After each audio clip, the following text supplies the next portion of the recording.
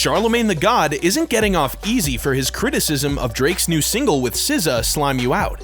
Damn, Drake put out this record Friday and people just get into the lyrics on a Monday?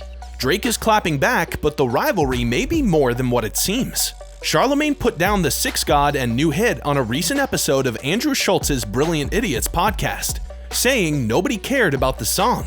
He says on the podcast, what scares me, and it's not a scare because Drake's gonna be fine. Drake put out a song last Friday and nobody cared. What was the song? The Drake and SZA record. Others on set at the podcast taping quickly came to Drake's defense, disagreeing and saying that people do like it.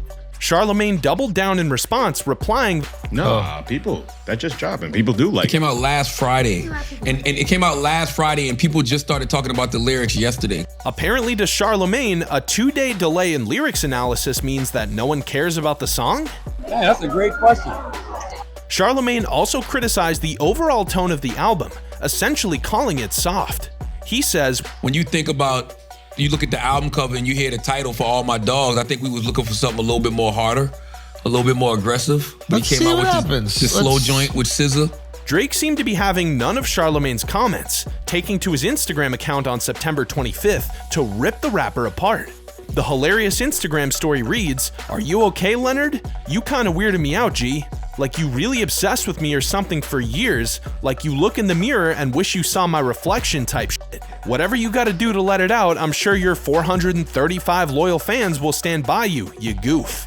Drake continues the roast with a serious-looking photo of Charlemagne, captioning it, "In deep thought about how you the off-brand Morris Chestnut." These two have come after each other many times over the years. Last year, he compared Drake's Honestly Nevermind record to elevator music. But according to Charlemagne, it's all a well-planned scheme to boost Drake's albums.